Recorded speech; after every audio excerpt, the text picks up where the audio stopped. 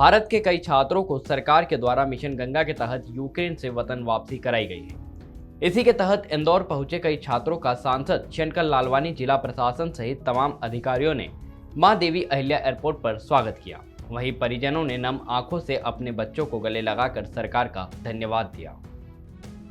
Ukraine के दिन ब दिन बिगड़ते हालातों के बीच भारतीयों की वतन वापसी का सिलसिला भी जारी है। यूक्रेन से लौटे ऐसे ही कुछ स्टूडेंट्स की अगवानी सांसद शंकर लालवानी ने एयरपोर्ट पर की। यूक्रेन से लौटे इन स्टूडेंट्स ने पीएम मोदी को धन्यवाद दिया और कहा कि तिरंगा लगाने के बाद उन्हें कोई परेशानी नहीं हुई। तो वहीं सांसद शंकर लालवानी ने पीएम मोदी, विदेश मंत्री जयशंकर और सीएम शिवराज सिंह चौहान का धन्यवाद देते हुए कहा कि ऐसी विपरीत परिस्थितियों में भी पीएम के नेतृत्व में भारत के नागरिकों को सुरक्षित निकालने के लिए ऑपरेशन गंगा जारी है। जो बच्चों से बात हुई, उन्होंने जिस प्रकार बताया कि यूक्रेन में बहुत ही परेशानी थी और ख़ास करके यूक्रेन में जो सहयोग मिलना था वो नहीं मिल पा रहा था। यहाँ तक कि बच्चों ने बताया यूक्रेन में हमको प्रताड़ित किया गया, मारा गया, जाने नहीं दिया गया। तो जो सहयोग मिलना चाहिए था मिलिटेंट को, यानी आम व्यक्ति को, नहीं मिल पा रहा था। उसको लेके उनको नाराज़गी थी। लेकिन जब बॉर्डर पार करके आए तो उनको सभी सुविधा मिली जो भारत सरकार ने मुहैया कराई थी। और उन्होंने बताया कि इससे एक बार हमने बॉर्डर क्रॉस करने के बाद हम किसी प्रकार की कोई समस्या नहीं, हर व्यवस्था हमारे लिए थी। पर वो जो 2-3 दिन थे वो बहुत ही पैनिक थे। जो दोनों बच्चों ने बताया मुझे कि हमें पानी भी नहीं मिला था और उसके साथ खाने की तो बात दूर है, पानी भी नहीं था। और एक ठंड -5 डिग्री पे हम जब रवाना हुए थे तो विषम परिस्थिति थी, कैसे होगा क्या होगा समझ नहीं आ रहा था। पर बड़ी मुश्किल है। उन्होंने ये ज़रूर बताया कि हमको क्योंकि जिस रास्ते से वो निकले थे उस रास्ते से उनको वापस आना पड़ा, क्योंकि आगे उनको यूक्रेन की सेना जाने नहीं दे रही थी। एक व्यक्ति को तो उन्होंने सेना के किसी जवान ने उनको मारा भी। वो वापस पीछे 40 किलोमीटर आया। फिर जब हमारी एमबेसी ने बताया कि आप इस रास्ते से आइए, उस रास्ते पे हमने व्यवस्था पूरी कर रखी थी। 40 किलोमीटर पीछे आया और फिर दूसरे रास्ते से वो अपने बॉर्डर क्रॉस करी। तो इस प्रकार के हालात थे। लेकिन हमारी जो एमबेसी है वो लगातार उनके संपर्क में है। और ये बात सही है कि खाने की पीने की उनको समस्या थी, लेकिन सकुशल आ गए, ये खुशी की बात है। इंदौर पहुंचे दर्जनों छात्रों के परिजनों द्वारा उन्हें गले से लगाकर नम आंखों से सरकार का धन्यवाद दिया गया। इसके साथ ही छात्रों ने मीडिया को बताया कि वहां पर किस प्रकार की समस्याओं का सामना करना पड़ रहा है। हालात तो वहाँ पर जब एक दिन अचानक से पहले दिन जब 23 तारीख को एकदम से हमला हुआ तब जाके हालात बिगड़ना स्टार्ट हुए। उससे पहले हमारी कॉलेज वाले सब ऑफलाइन अपनी तरह से नॉर्मली कंडक्ट कर रहे थे, कोई दिक्कत नहीं आ रही थी। और अचानक से रशिया के एक ऐसे हमले ने पूरा सब एकदम दृश्य बदल के रख दिया। तो 24-25 तारीख को हाई अलर्ट चालू होने लग गए। फिर रात में मतलब दिन में कभी भी अपने सिटीज़ में कभी भी सायरन बजने लग जाते तो हमें बंकर में छुपने को जाने को कहा जाता।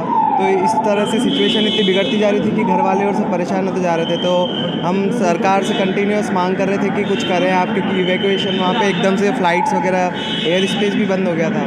तो जैसे ही फिर माननीय नितिन गडकरी परिवहन मंत्री जी से बात किए, अनिल फरोजिया जी से बात किए, तो उनने फिर कुछ नंबर दिए थे मोनिक जायसवाल जी के और इनके। तो उनसे फिर हम कंटिन्यू संपर्क में थे और बॉर्डर तक जाने की हमने जितनी असफल कोशिशें बहुत सारी, हम नहीं जा पाए, क्रॉस नहीं कर पाए। यूक्रेनियन गवर्नमेंट नहीं इतना सपोर्ट दे रही थी। पर जैसे तैसे करके हमने पोलैंड बॉर्डर क्रॉस करी इनके निर्देशन में। अपने फॉरेन मिनिस्ट्री में से मनोज पांडे सर ने भी बहुत हेल्प करी। वो कंटिन्यूस हमेशा टच में रहे, तो उन्होंने काफ़ी बढ़िया तरीके से हमें गाइड किया और उनके मार्गदर्शक में हम पोलैंड बॉर्डर क्रॉस कर गए। और पोलैंड बॉर्डर में इंडियन एम्बेसी ने बहुत सपोर्ट किया और वहाँ से फिर यहाँ तक का सफ़र बहुत स्मूथ बना दिया उन्होंने।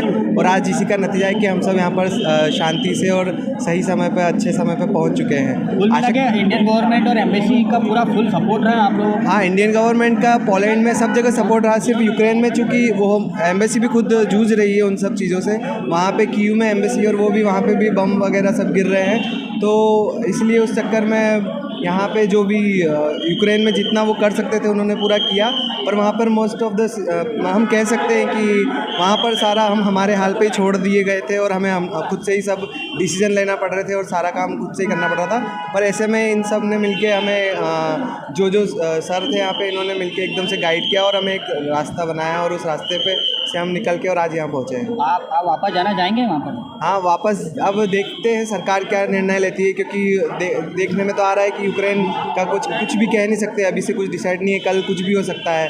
तो इन केस फ्यूचर की पढ़ाई यदि हम सबका 4th ईयर में मैं पढ़ रहा हूँ, लास्ट 2 ईयर्स रह गए थे, बहुत सारे बच्चों के 5th ईयर में 6th ईयर में लास्ट ईयर में थे, तो अब लास्ट ईयर अफेक्ट होगा तो आगे सरकार क्या करेगी, उसके लिए क्या निर्देशन देगी, यहाँ पर एडमिशन देगी या नहीं देगी, या फिर कहीं बाहर जाना पड़ेगा या हमें ये प्लान ड्रॉप करना पड़ेगा। तो इन सब के लिए हम सरकार से कनेक्ट में हैं और उनसे दरख्वास्त करते हैं कि वो हमें देखें और हमारे लिए कुछ सोचे इस बारे में। मतलब फीलिंग तो मैं क्या बताऊँ कि बहुत अच्छा लग रहा है। एक बहुत बुरे दौर से हम लोग गुजरे हैं, तो उसके बाद अब बहुत राहत की सांस मिली है। मतलब खाना पीना दिन रात किसी चीज़ का कोई होश ही नहीं था, अभी जो दिन गुजरे हैं उनमें। अब जब वापस आ रहा है, गवर्नमेंट ने जो स्टेप्स लिए हैं, एम्बेसी ने जो स्टेप्स लिए हैं, आप मानते हैं कि ऐसी कंडीशंस में सबसे ज़्यादा अच्छे हो सकते हैं? बहुत मतलब जितनी जल्दी जो हो सकता था वो गवर्नमेंट ने किया है। इसके लिए मैं हमारे प्रधानमंत्री जी के आभारी हूँ, क्योंकि जब पोलैंड बॉर्डर पे बच्चे पहुँच गए थे तब पोलैंड उनको एंट्री नहीं दे रहा था, पर एक ही दिन के अंदर पोलैंड ने बिना वीज़ा के बच्चों को एंट्री दी। ये बहुत बड़ी बात है। बता दें कि यूक्रेन के खार्किव शहर में अभी भी कुछ भारतीय छात्र फंसे हुए हैं। विदेश मंत्रालय ने एडवाइजरी जारी कर दी है कि किसी भी हालत में खार्किव छोड़ दें। फिलहाल रेस्क्यू ऑपरेशन जारी है। भारत सरकार पुरजोर तरीके से छात्रों को लाने का प्रयास कर रही है। इंदौर से मृदभाषी के लिए चंकी वाजपेयी की खास रिपोर्ट। वीडियो को लाइक करें, शेयर करें। मृदुभाषी से जुड़ने के लिए चैनल को सब्सक्राइब करें। खबरों के नोटिफिकेशन के लिए बेल आइकन दबाना ना भूलें।